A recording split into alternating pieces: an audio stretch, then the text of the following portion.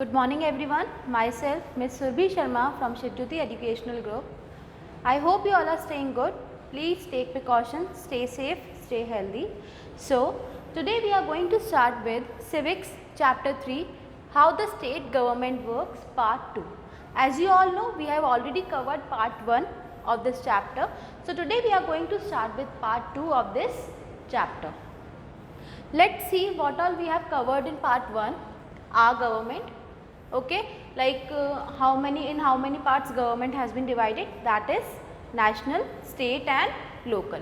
State government, how the state government works, who is an MLA, how the MLAs are appointed, how many constituencies were there and what kind of actions are done by MLA, how MLAs become minister, and the last one what we have studied was how the MLAs become ministers of different departments like education department, agricultural department, etc.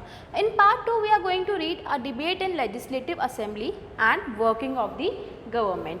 Debate in legislative assembly, in this we are going to discuss about the various discussions that takes place in the legislative assembly by different MLAs and chief minister. And working of the government, in this topic we are going to read about the working of the government, how the government has been formed, how MLAs are elected, how chief ministers are elected and how they put up their decisions into action in the welfare of the state. Let's move further. Recap of part 1, what all we have studied. Our government works at 3 levels, I have already told you, central, state and local. MLA is the person elected by us from our constituencies. I have told you how many constituencies are there in Rajasthan. Total 200 constituencies are there and MLA is the person who is elected by us. The party whose MLAs got maximum votes becomes the ruling party. Who is the ruling party? Whose MLAs got maximum vote. Other parties beside ruling party is the opposition party. Like for example, Rajasthan's ruling party is Congress and other parties like BJP and all are the opposition party. Next, people belonging to ruling party or opposition party will be the member of the legislative assembly and will sit together in the legislative assembly, and they are also having the right to take decisions and put up their opinions. Chief Minister is selected by the MLA, MLA is selected by us and Chief Minister is selected by the MLAs. With the consent of the Governor, Chief Minister start putting his decisions into action. Now, however, MLAs have selected the Chief Minister, but Chief Minister will only work when the Governor signs the paper and they give permission to Chief Minister to put his actions into decisions. Chief Minister further choose different MLA for different departments like education department, agricultural department, etc. So, these ministers is the MLAs only. These MLAs are the only one who has been given the responsibility of education department, agricultural department and different ministries, different departments. Now, from this topic we are going to start with part 2, that is a debate in the legislative assembly. In this we are going to study that what kind of discussions and what kind of debates take place in the legislative assemblies between different MLAs and chief minister. A legislative assembly is a place where all the MLAs, whether from ruling party or from the opposition, meet to discuss various things.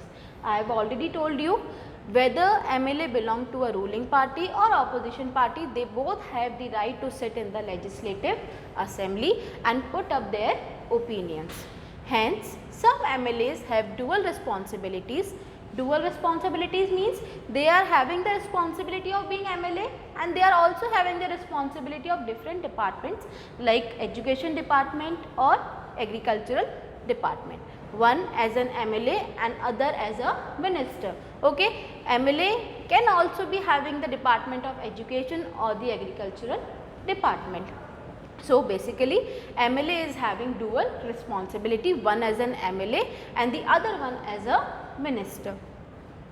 MLAs can express their opinions and ask questions related to the issue or give suggestions about what should be done by the government in a debate taking place in the legislative assembly. Now, in a legislative assembly, when a debate is going on, when all the MLAs are sitting with the chief minister, MLAs can express their opinions that what kind of changes they want to do in their constituency, and even they are having the right to ask the questions put up by the people of his constituency. Okay. The minister then replies to the questions and tries to assure the assembly that adequate steps are being taken. The minister related to that particular department, okay, like education department, agriculture department. So, whosoever is related to that particular department is having the right to put up his opinion and tell them the queries they are asking for. The chief minister and other ministers have to take decisions and run the government. Now, what kind of discussion and whatever kind of debates which are taking place in the legislative assembly, finally chief minister takes the decisions and other ministers also, and then in this way they are running their government. However, whatever decisions are being taken have to be approved by the members of the legislative assembly. Now, the number of MLAs which are sitting in the legislative assembly, they all should approve that particular decision which is taken by the chief minister. Okay. If any one of the MLAs not agree with that particular decision that chief minister has taken, he can put up his own opinion.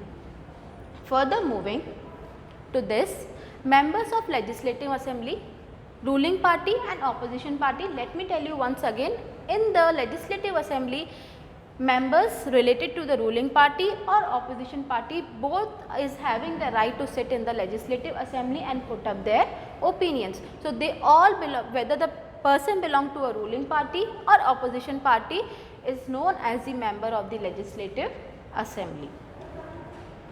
Next, the word government refers to government departments and various ministries who head them. The overall head is the chief minister. Chief minister is selected by the MLAs and MLAs are selected by the us. All the MLAs who gather together in the legislative assembly are called the legislature. So, the MLAs who are sitting in the legislative assemblies are known as the legislature.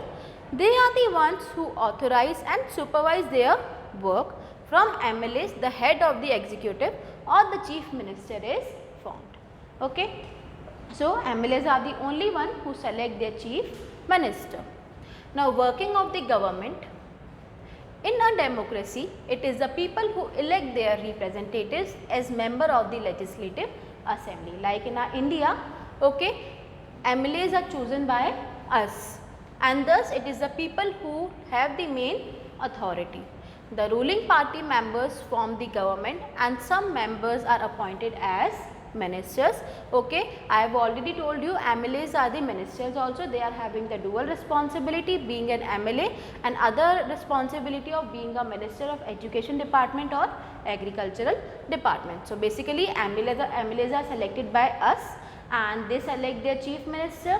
Then chief minister gave them different responsibilities as an education minister or agricultural minister.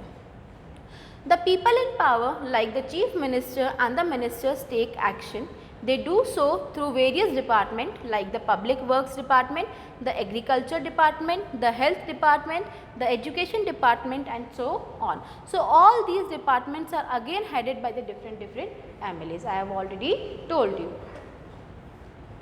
People, let me tell you once again how the MLAs are selected and how the government is formed. We the people of India, we select our MLA from our constituency, we select the MLAs, then these MLAs select their leader as a chief minister. Okay. Then the governor of a state, whenever he signs that particular agreement or that particular consent letter, then only chief minister will put up his decisions into action. Till the time governor will not sign that particular document, chief minister cannot put up his decisions into work. Next, moving, they also have to answer questions that are asked in the legislative assembly. Who have to answer the questions? MLAs have to answer the questions related to their particular constituency in whichever constituency they are working. and convince people that proper steps are being taken to resolve their issues. And the people of that particular constituency in which the MLA is working, he has to answer the people of that particular constituency that whatever issues they are having, those issues will be solved out soon. At the same time, newspapers and the media widely discuss the issue and the government has to respond. Now, whatever actions are taken by the MLAs, whatever actions he is performing, those actions are to be discussed by the media also. For example, by holding press conferences, the government decides to make new laws for the state. And basically at the last the government is responsible, the government decides to make new laws if any query or if any problem the people of that particular area is facing, and if that problem has to be solved by making laws, so the government decides to make new laws in the states for their welfare. So, whatever we have studied in this chapter, I want you to recall everything again. You can see the video again, see both the parts, part 1 and part 2 again. We have studied about the MLAs, how the MLAs are formed. We have studied about constituencies, how the government works, at what levels government works. Everything has been told in both the videos. So, I hope you all understood the chapter well. Please recall everything once again. Thank you.